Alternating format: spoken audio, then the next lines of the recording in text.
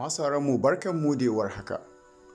Kowa dai ya san cewar tun lokacin da shugaba Muhammadu Buhari ya ziyarci jihar Kano da ya gama ziyarar shi ta kaddamar da aikin layin dogo da gada kuma da aka yi a jihar Kano ya zarce daura domin ya gabatar da sallar Idi a can.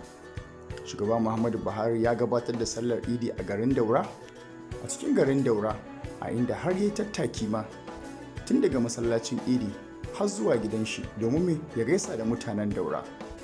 Sannan kuma ya ziyarci wani sansani na yi ma 'yan ƙasa bauta wato NYSC.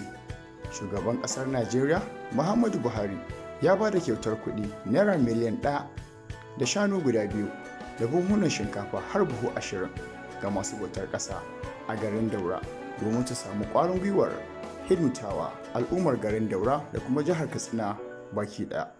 Me za ku ce da wannan kyauta ta naira miliyan 1 da shanu guda 2 da buhun shinkafa 20 da shugaba Muhammadu Buhari ya baiwa masu yi bautar ƙasa a garin Daura? Kun saurari wannan labarin daga Hausa Global TV wato Hausa GTV. Idan ka subscribe tun a baya, muna so ka subscribe ka like channel ɗinmu ko kuma ka share bidiyon mu. Idan kuma baka subscribe ba, muna so ka danna mana subscribe domin me haka yana ba mu ƙwarin gwiwa tura muka bidiyo masu muhimmanci irin wannan. Muna godiya.